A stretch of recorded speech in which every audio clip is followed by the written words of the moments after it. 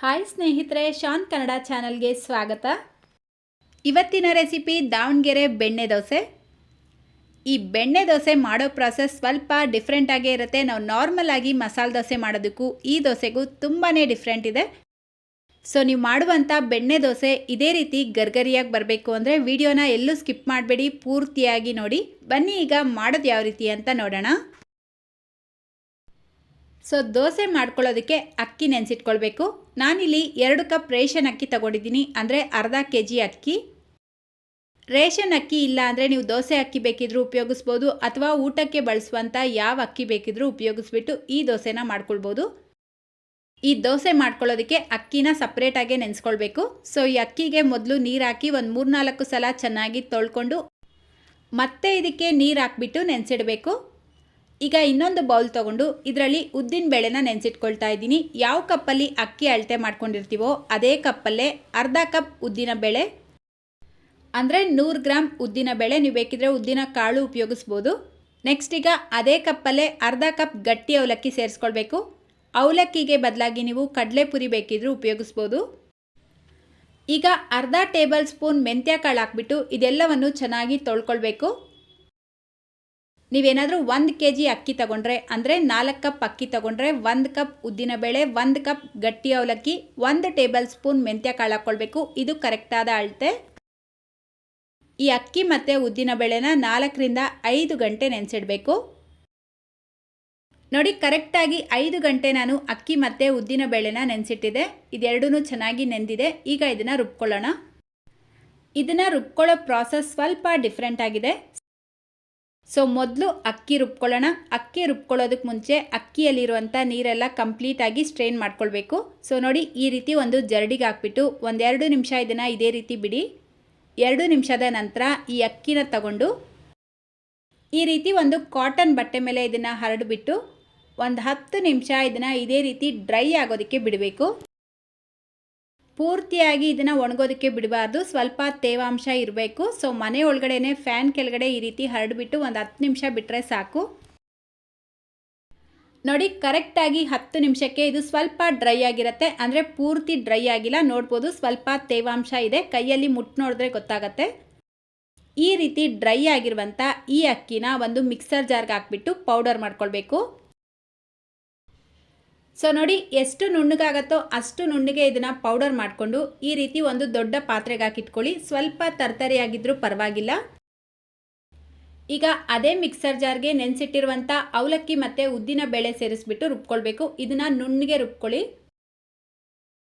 ನೀರು ಸ್ವಲ್ಪ ಸೇರಿಸ್ಕೊಳ್ತಾ ಇದನ್ನು ಆದಷ್ಟು ನುಣ್ಣಗೆ ಪೇಸ್ಟ್ ಮಾಡ್ಕೊಳ್ಬೇಕು.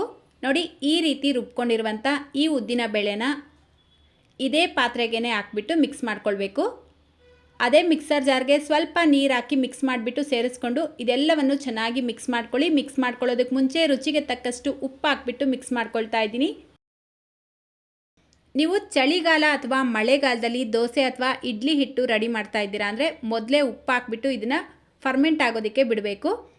ಅದೇ ನೀವು ಬೇಸಿಗೆ ಕಾಲದಲ್ಲಿ ಇಡ್ಲಿ ಮತ್ತು ದೋಸೆ ಬ್ಯಾಟರ್ನ ರೆಡಿ ಮಾಡ್ತಾ ಇದ್ದೀರಾ ಅಂದರೆ ಮೊದಲೇ ಉಪ್ಪು ಹಾಕಿಡಬಾರ್ದು. ಇದು ಫರ್ಮೆಂಟ್ ಆದಮೇಲೆ, ಅಂದರೆ ಬೆಳಗ್ಗೆ ನೀವು ಇಡ್ಲಿ ಅಥವಾ ದೋಸೆ ಮಾಡಬೇಕಾದ್ರೆ ಉಪ್ಪು ಸೇರಿಸ್ಬಿಟ್ಟು ಮಿಕ್ಸ್ ಮಾಡಿ ನಂತರ ನೀವು ದೋಸೆ ಅಥವಾ ಇಡ್ಲಿನ ಮಾಡ್ಕೊಳ್ಬೋದು. ನೋಡಿ, ಈ ರೀತಿ ಇದನ್ನು ಚೆನ್ನಾಗಿ ಮಿಕ್ಸ್ ಮಾಡ್ಕೊಳ್ಬೇಕು. ಇದರಲ್ಲಿ ಸ್ವಲ್ಪ ಗಂಟು ಥರ ಇದ್ದರೆ ಪರವಾಗಿಲ್ಲ, ಬೆಳಗ್ಗೆ ಅಷ್ಟರಲ್ಲಿ ಇದು ಕರೆಕ್ಟಾಗಿರುತ್ತೆ. ಈ ರೀತಿ ಮಿಕ್ಸ್ ಮಾಡ್ಕೊಂಡಿರುವಂಥ ಈ ಬ್ಯಾಟರ್ ಮೇಲ್ಗಡೆ ಒಂದು ಲಿಡ್ನ ಕ್ಲೋಸ್ ಮಾಡಿ ಓವರ್ ನೈಟ್ ಫರ್ಮೆಂಟ್ ಆಗೋದಕ್ಕೆ ಬಿಡಬೇಕು. ಸೊ ನೋಡಿ, ನೆಕ್ಸ್ಟ್ ಡೇ ಬೆಳಗ್ಗೆ ಬ್ಯಾಟರ್ ಎಷ್ಟು ಚೆನ್ನಾಗಿ ಫರ್ಮೆಂಟ್ ಆಗಿದೆ ಅಂತ. ಇದಕ್ಕೆ ನೀವು ಯಾವುದೇ ರೀತಿ ಸೋಡಾ ಹಾಕೋ ಅವಶ್ಯಕತೆ ಇಲ್ಲ. ನನಗಿಲ್ಲಿ ಬ್ಯಾಟರ್ ಕನ್ಸಿಸ್ಟೆನ್ಸಿ ಸ್ವಲ್ಪ ಗಟ್ಟಿ ಇದೆ ಅಂತ ಅನ್ನಿಸ್ತಾ ಇದೆ. ಸೊ ಒಂಚೂರು ನೀರು ಹಾಕ್ಬಿಟ್ಟು ಅರ್ಧ ಟೀ ಸ್ಪೂನ್ ಸಕ್ಕರೆ ಹಾಕಿ ಮಿಕ್ಸ್ ಮಾಡ್ಕೊಳ್ತಾ ಇದ್ದೀನಿ. ಸಕ್ಕರೆ ಹಾಕ್ಕೊಳ್ಳೋದ್ರಿಂದ ನೀವು ಮಾಡುವಂಥ ದೋಸೆ ಕಲರ್ ಚೆನ್ನಾಗಿ ಬರುತ್ತೆ, ಟೇಸ್ಟ್ ಕೂಡ ಚೆನ್ನಾಗಿರುತ್ತೆ. ಸೊ ನೋಡಿ, ದೋಸೆ ಬ್ಯಾಟರ್ ಕನ್ಸಿಸ್ಟೆನ್ಸಿ ಇದೇ ರೀತಿಯೇ ಇರಬೇಕು. ಜಾಸ್ತಿ ತೆಳುವಾಗೂ ಮಾಡ್ಕೊಳ್ಬಾರ್ದು, ಜಾಸ್ತಿ ಗಟ್ಟಿಯಾಗೂ ಇರಬಾರ್ದು. ಸೊ ದೋಸೆ ಮಾಡುವಂಥ ಬ್ಯಾಟರ್ ರೆಡಿಯಾಗಿದೆ. ಸೊ ನೆಕ್ಸ್ಟ್ ಈಗ ಚಟ್ನಿ ಮಾಡ್ಕೊಳ್ಳೋಣ. ಚಟ್ನಿ ಮಾಡ್ಕೊಳ್ಳೋದಕ್ಕೆ ಒಂದು ಮಿಕ್ಸರ್ ಜಾರ್ ತೊಗೊಂಡು 1 ಕಪ್ ತೆಂಗಿನಕಾಯಿ ಸೇರಿಸ್ಕೊಳ್ಳಿ. ಫ್ರೆಶ್ ಆಗಿರುವಂಥ ತೆಂಗಿನಕಾಯಿ ಯೂಸ್ ಮಾಡಬೇಕು. ಇದಕ್ಕೇನೆ 4 ಗ್ರೀನ್ ಚಿಲ್ಲಿ, 7ರಿಂದ 8 ಎಸಳು ಬೆಳ್ಳುಳ್ಳಿ, ಅದೇ ಕಪ್ಪಲ್ಲೇ ಅರ್ಧ ಕಪ್ ಹುರ್ಗಡ್ಲೆ, 4-5 ಕರಿಬೇವಿನ ಎಲೆ, ರುಚಿಗೆ ತಕ್ಕಷ್ಟು ಉಪ್ಪು, ಸ್ವಲ್ಪ ಹುಣಸೆ ಹಣ್ಣು, ಅರ್ಧ ಟೀ ಸ್ಪೂನ್ ಬೆಲ್ಲ ಸೇರಿಸ್ಕೊಳ್ಳಿ. ಬೆಲ್ಲ ಸೇರಿಸ್ಕೊಳ್ಳೋದ್ರಿಂದ ಚಟ್ನಿ ತುಂಬ ಟೇಸ್ಟಿಯಾಗಿರುತ್ತೆ. ಬೇಡ ಅಂದರೆ ಸ್ಕಿಪ್ ಮಾಡ್ಕೊಳ್ಬೋದು. ಕೊತ್ತಂಬರಿ ಸೊಪ್ಪು ಸ್ವಲ್ಪ, ಬೇಕಾದಷ್ಟು ನೀರು ಸೇರಿಸ್ಬಿಟ್ಟು ಇದನ್ನು ನುಣ್ಣಗೆ ರುಬ್ಕೊಳ್ಬೇಕು. ನೋಡಿ, ಚಟ್ನಿ ತುಂಬ ನುಣ್ಣಗೂ ರುಬ್ಕೊಳ್ಬಾರ್ದು. ಈ ರೀತಿ ಸ್ವಲ್ಪ ಲೈಟಾಗಿ ತರ್ತರಿಯಾಗಿರಬೇಕು. ಈ ರೀತಿ ರುಬ್ಕೊಂಡಿರುವಂಥ ಈ ಚಟ್ನಿನ ಒಂದು ಬೌಲ್ಗೆ ಹಾಕ್ಬಿಟ್ಟು ಅದೇ ಮಿಕ್ಸರ್ ಜಾರ್ಗೆ ಸ್ವಲ್ಪ ನೀರು ಹಾಕಿ ಮಿಕ್ಸ್ ಮಾಡಿಬಿಟ್ಟು ಸೇರಿಸ್ಕೊಳ್ತಾ ಇದ್ದೀನಿ. ನಿಮಗೆ ಚಟ್ನಿ ನೀರಾಗಿದ್ದರೆ ಇಷ್ಟ ಆಗುತ್ತೆ ಅಂದರೆ ಸ್ವಲ್ಪ ನೀರು ಹೆಚ್ಚಿಗೆ ಸೇರಿಸ್ಕೊಂಡು ಮಿಕ್ಸ್ ಮಾಡ್ಕೊಳ್ಳಿ. ನಾನಿಲ್ಲಿ ಸ್ವಲ್ಪ ಗಟ್ಟಿ ಚಟ್ನಿನೇ ಮಾಡ್ಕೊಳ್ತಾ ಇರೋದ್ರಿಂದ ಸ್ವಲ್ಪ ನೀರು ಹಾಕಿ ಮಿಕ್ಸ್ ಮಾಡಿ ಇಟ್ಕೊಳ್ತಾ ಇದ್ದೀನಿ. ಈಗ ಇದಕ್ಕೆ ಒಗ್ಗರಣೆ ಮಾಡ್ಕೊಳ್ಳೋದಕ್ಕೆ ಗ್ಯಾಸ್ ಮೇಲೆ ಒಂದು ಚಿಕ್ಕ ಪ್ಯಾನ್ ಇಟ್ಕೊಂಡು 1 ಟೇಬಲ್ ಸ್ಪೂನ್ ಎಣ್ಣೆ ಹಾಕ್ಕೊಳ್ಳಿ. ಎಣ್ಣೆ ಬಿಸಿಯಾಗಿದ್ದ ತಕ್ಷಣ ಇದಕ್ಕೆ ಅರ್ಧ ಟೀ ಸ್ಪೂನ್ ಸಾಸಿವೆ ಹಾಕ್ಕೊಳ್ಳಿ. ಸಾಸಿವೆ ಸಿಡಿಯೋಕ್ಕೆ ಶುರುವಾಗಿದ್ದ ತಕ್ಷಣ 1 ಟೀ ಸ್ಪೂನ್ ಉದ್ದಿನಬೇಳೆ, 2 ಒಣಮೆಣಸಿನ್ಕಾಯಿ, ಸ್ವಲ್ಪ ಕರಿಬೇವಿನ ಎಲೆ ಸೇರಿಸ್ಬಿಟ್ಟು ಮಿಕ್ಸ್ ಮಾಡ್ಕೊಳ್ತಾ ಇದ್ದೀನಿ. ಅಷ್ಟೇ, ಈಗ ಗ್ಯಾಸ್ ಫ್ಲೇಮ್ನ ಆಫ್ ಮಾಡಿಬಿಟ್ಟು ಇದನ್ನು ಚಟ್ನಿಗೆ ಹಾಕಿ ಮಿಕ್ಸ್ ಮಾಡಿಕೊಂಡ್ರೆ ಕಾಯಿ ಚಟ್ನಿ ರೆಡಿಯಾಗತ್ತೆ. ನಾನಿವತ್ತು ಆಲೂಗಡ್ಡೆ ಪಲ್ಯ ಮತ್ತು ಕೆಂಪು ಚಟ್ನಿ ರೆಸಿಪಿನ ಶೇರ್ ಮಾಡ್ತಾ ಇಲ್ಲ. ಈಗಾಗಲೇ ಈ ವಿಡಿಯೋಗಳನ್ನ ಶೇರ್ ಮಾಡಿದ್ದೀನಿ. ಆ ವಿಡಿಯೋ ಲಿಂಕ್ ಡಿಸ್ಕ್ರಿಪ್ಷನ್ ಬಾಕ್ಸಲ್ಲೂ ಕೊಟ್ಟಿರ್ತೀನಿ, ಬೇಕಿದ್ರೆ ನೀವು ಚೆಕ್ ಮಾಡ್ಕೊಳ್ಬೋದು. ಸೊ ನೆಕ್ಸ್ಟ್ ಈಗ ದೋಸೆ ಮಾಡ್ಕೊಳ್ಳೋಣ. ದೋಸೆ ಮಾಡ್ಕೊಳ್ಳೋದಕ್ಕೆ ನಾನು ತವಾ ಬಿಸಿಗೆ ಇಟ್ಕೊಂಡಿದ್ದೀನಿ. ತವಾ ಹೈ ಫ್ಲೇಮಲ್ಲಿ ಚೆನ್ನಾಗಿ ಬಿಸಿ ಮಾಡ್ಕೊಂಡಿದ್ದ ನಂತರ ಈ ರೀತಿ ಮೊದಲು ನೀರು ಚಿಮ್ಕಿಸ್ಕೊಂಡು ನಂತರ ಬ್ಯಾಟರ್ನ ಹಾಕ್ಬಿಟ್ಟು ದೋಸೆ ಮಾಡ್ಕೊಳ್ಬೇಕು. ಸೊ ಈ ದೋಸೆನ ಜಾಸ್ತಿ ತೆಳುವಾಗಿ ಮಾಡ್ಕೊಳ್ಬಾರ್ದು. ಬೆಣ್ಣೆ ದೋಸೆ ಸ್ವಲ್ಪ ಮಂದವಾಗೇ ಇರುತ್ತೆ. ಸೊ ಲೈಟಾಗಿ ಈ ರೀತಿ ಸ್ಪ್ರೆಡ್ ಮಾಡಿಬಿಟ್ಟು ಮೀಡಿಯಮ್ ಫ್ಲೇಮಲ್ಲೇ ದೋಸೆನ ಬೇಯಿಸ್ಕೊಳ್ಬೇಕು.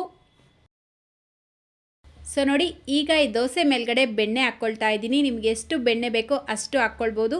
ಬೆಣ್ಣೆ ದೋಸೆ ಆಗಿರೋದ್ರಿಂದ ಬೆಣ್ಣೆ ಸ್ವಲ್ಪ ಜಾಸ್ತಿನೇ ಹಾಕ್ಕೊಳ್ಬೇಕು. ಸೊ ನೋಡಿ, ಈ ರೀತಿ ಬೆಣ್ಣೆ ಹಾಕ್ಕೊಂಡಿದ ನಂತರ ಈ ದೋಸೆನ ನಿಧಾನಕ್ಕೆ ತಿರುವಿ ಹಾಕ್ಕೊಳ್ಬೇಕು. ಈಗ ಜಸ್ಟ್ ಒಂದು 30 ಸೆಕೆಂಡ್ಸ್ ದೋಸೆನ ಬೇಯಿಸ್ಕೊಂಡು ಮತ್ತೆ ಉಲ್ಟಾ ಮಾಡಿ ಬೆಣ್ಣೆ ಹಾಕ್ಕೊಳ್ಳಿ. ಇದನ್ನು ಪ್ಲೇನ್ ಬೆಣ್ಣೆ ದೋಸೆ ಅಂತ ಕರೀತಾರೆ. ಸೊ ಪ್ಲೇನ್ ಬೆಣ್ಣೆ ದೋಸೆ ರೆಡಿಯಾಗಿದೆ. ಸೊ ನೆಕ್ಸ್ಟ್ ಈಗ ಅದೇ ರೀತಿ ಇನ್ನೊಂದು ದೋಸೆ ಮಾಡ್ತಾ ಇದ್ದೀನಿ. ಸೊ ಈ ದೋಸೆನ ಬೆಣ್ಣೆ ಮಸಾಲೆ ಅಂತ ಕರೀತಾರೆ. ಸೊ ಈ ಬೆಣ್ಣೆ ಮಸಾಲೆ ಮಾಡ್ಕೊಳ್ಳೋದಕ್ಕೆ ನಾರ್ಮಲ್ ಆಗಿ ಬೆಣ್ಣೆ ದೋಸೆ ಮಾಡಿಕೊಂಡು ಈ ಕೆಂಪು ಚಟ್ನಿನ ಹಚ್ಕೊಳ್ಬೇಕು. ಈ ಕೆಂಪು ಚಟ್ನಿ ರೆಸಿಪಿ ಈಗಾಗಲೇ ಶೇರ್ ಮಾಡಿದ್ದೀನಿ, ಲಿಂಕ್ ಡಿಸ್ಕ್ರಿಪ್ಷನ್ ಬಾಕ್ಸಲ್ಲೂ ಕೊಟ್ಟಿದ್ದೀನಿ, ನೀವು ಚೆಕ್ ಮಾಡ್ಕೊಳ್ಬೋದು. ಈ ದೋಸೆನೂ ಮೀಡಿಯಮ್ ಫ್ಲೇಮಲ್ಲೇ ಬೇಯಿಸ್ಕೊಳ್ಬೇಕು. ನಿಮಗೆ ದೋಸೆ ತುಂಬ ಕ್ರಿಸ್ಪಿಯಾಗಬೇಕು ಅಂದರೆ ಲೋ ಫ್ಲೇಮ್ನಲ್ಲಿ ಮಾಡ್ಕೊಳ್ಳಿ. ಸೊ ಈ ದೋಸೆನ ಒಂದು ಸೈಡ್ ಮಾತ್ರ ಬೇಯಿಸಿದ್ರೆ ಸಾಕು. ಅಷ್ಟೇ, ಈಗ ಬೆಣ್ಣೆ ಮಸಾಲೆ ಕೂಡ ರೆಡಿಯಾಗಿದೆ. ದೋಸೆ ಕಲರ್ ಕೂಡ ನೀವು ನೋಡ್ಬೋದು ಎಷ್ಟು ಚೆನ್ನಾಗಿ ಕಾಣ್ತಾ ಇದೆ ಅಂತ. ಸೊ ಮೇಲೆ ಇದು ಗರ್ಗರಿಯಾಗಿರುತ್ತೆ, ಒಳಗಡೆ ದೋಸೆ ಸಾಫ್ಟಾಗಿರುತ್ತೆ, ತಿನ್ನೋದಕ್ಕಂತೂ ಸಕ್ಕದಾಗಿರುತ್ತೆ.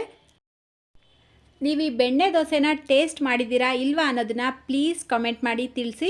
ಸೊ ಇವತ್ತಿನ ಈ ಬೆಣ್ಣೆ ದೋಸೆ ರೆಸಿಪಿ ನಿಮ್ಗೆ ಇಷ್ಟ ಆಗಿದೆ ಅಂತ ಅಂದ್ಕೊಳ್ತೀನಿ. ಇಷ್ಟ ಆಗಿದ್ರೆ ಪ್ಲೀಸ್ ವಿಡಿಯೋಗೆ ಲೈಕ್ ಮಾಡಿ, ನಿಮ್ಮ ಫ್ರೆಂಡ್ಸ್ ಮತ್ತು ಫ್ಯಾಮಿಲಿಯವ್ರ ಜೊತೆಗೂ ಈ ವಿಡಿಯೋನ ಶೇರ್ ಮಾಡ್ಕೊಳ್ಳಿ. ನೀವಿದೇ ಮೊದಲನೇ ಸಲ ನಮ್ಮ ಚಾನಲ್ಗೆ ವಿಸಿಟ್ ಮಾಡಿ ಈ ವಿಡಿಯೋನ ನೋಡ್ತಾ ಇದ್ದರೆ ಪ್ಲೀಸ್ ಚಾನಲ್ಗೆ ಸಬ್ಸ್ಕ್ರೈಬ್ ಮಾಡಿಕೊಂಡು ಬೆಲ್ ಐಕನ್ನ ಕ್ಲಿಕ್ ಮಾಡಿ ಆಲ್ ಅನ್ನೋ ಆಪ್ಷನ್ನ ಕ್ಲಿಕ್ ಮಾಡ್ಕೊಳ್ಳಿ ಅಂತ ಹೇಳ್ತಾ, ಇದೇ ರೀತಿ ಮತ್ತೊಂದು ವಿಡಿಯೋದೊಂದಿಗೆ ಮತ್ತೆ ಸಿಗೋಣ. Thank you.